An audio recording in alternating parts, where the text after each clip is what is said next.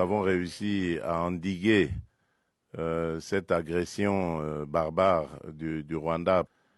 Quand ils ont appris, ils ont entendu parler du fameux deal que nous allons signer avec les États-Unis, qui n'est pas du tout un deal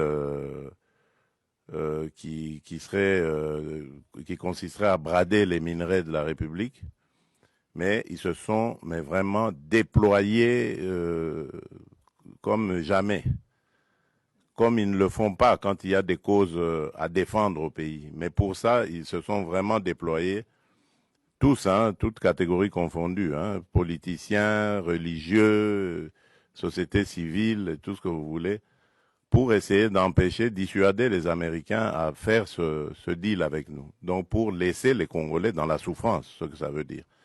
Donc c'est pour vous dire combien nous avons d'ennemis dans ce que nous faisons. Mais nous n'avons pas peur de ça. Nous avons commencé ce combat bien avant eux, pendant qu'eux, ils buvaient du petit lait. Voilà. Nous étions déjà au combat. Nous connaissons ce que c'est, se mesurer à des puissances, à des gens qui se croient puissants. Nous sommes habitués à ça et ça ne va pas nous décourager.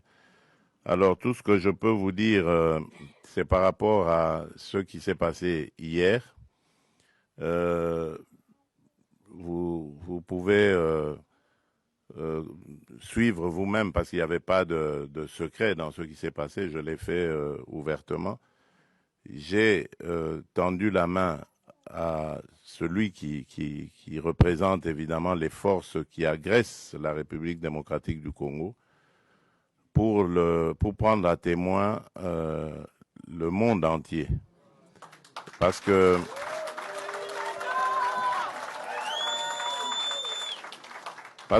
depuis un certain temps, vous ne le savez pas, c'est des batailles qui se passent dans les milieux diplomatiques. Vous n'êtes pas forcément toujours au courant, mais les initiés peuvent le savoir.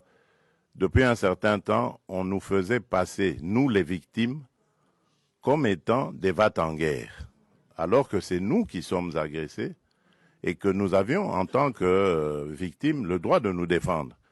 Eh bien, mais dans ce droit que nous exercions de nous défendre, on commençait à vouloir nous présenter comme des gens qui ne voulaient pas la paix, qui voulaient la guerre. Et donc, moi, j'ai voulu montrer au monde entier que ce n'était pas vrai, que nous sommes les premiers à vouloir la paix. Et puisque nous voulons cette paix, ben, je tends la main maintenant pour dire, OK, alors, puisque vous dites que c'est nous qui voulions la guerre, ben maintenant je dis, nous voulons la paix, alors répondez à cela. Et vous avez vous-même suivi la réponse. Voilà. Donc, c'est pour vous dire que nous avons réussi à démasquer, évidemment, ceux qui se cachaient derrière cette manipulation. Et je vous dis que cette manipulation, elle va jusqu'à l'intérieur du pays. Tous ceux qui parlent de dialogue et tout ça, qui présentent aussi à leur manière les choses en disant, voilà, on ne veut pas du dialogue. Oui, on ne veut pas de ce dialogue-là. Oui. Celui-là, on n'en veut pas. On veut d'un dialogue entre Congolais qui sont tous contre cette agression.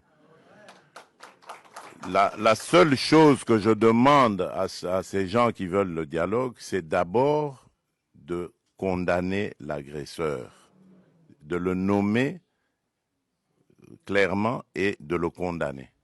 Et là, alors, on va dire, ce sont des patriotes qui peuvent se mettre à nos côtés pour parler dialogue.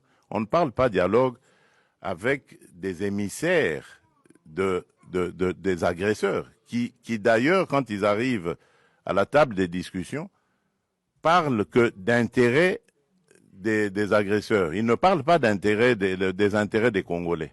Il n'y a rien qui concerne les Congolais. Tout est tourné sur comment est-ce que on va.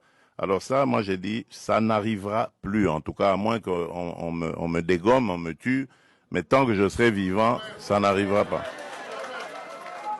Ça n'arrivera pas parce que c'est à cause de ça que nous sommes toujours dans nos problèmes ici.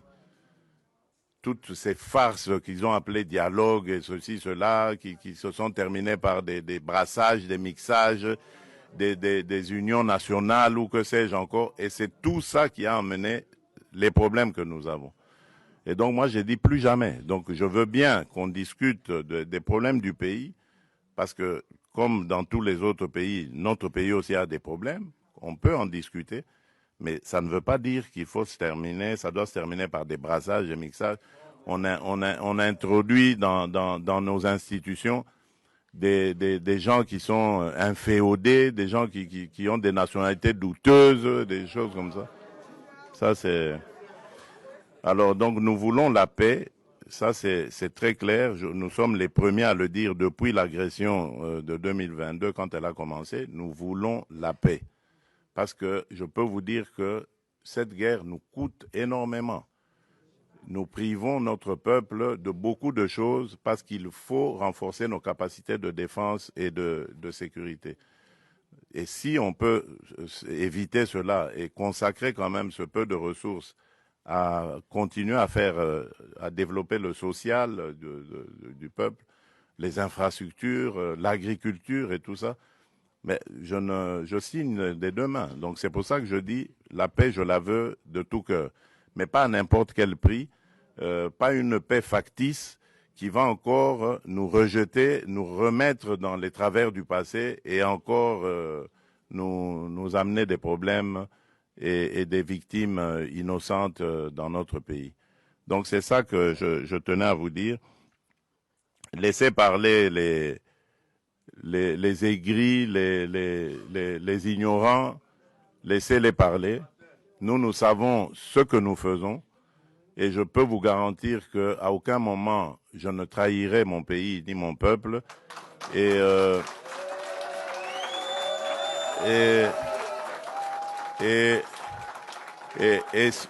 surtout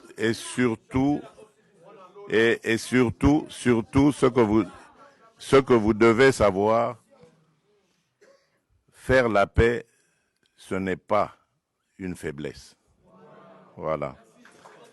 Et croyez-moi, je suis très très loin d'être faible. Voilà. Je crois que j'ai réussi à le prouver. J'ai réussi à le prouver à plusieurs reprises. Si aujourd'hui on parle sanctions, si aujourd'hui on parle dialogue, médiation, que ce soit africaine ou autre, américaine et qatari, je crois que c'est grâce quelque part à ce que j'ai aussi fait, ne fût-ce qu'un peu. Donc ce n'est pas du tout une faiblesse, au contraire, c'est une noblesse de savoir faire la paix des braves. Je l'ai proposé, j'attends la réponse, je sais que ça a troublé, je ne tiens pas compte de ce qui est sorti, je sais qu'ils vont réfléchir et ils vont me faire une offre et c'est ce que j'attends. Voilà, merci.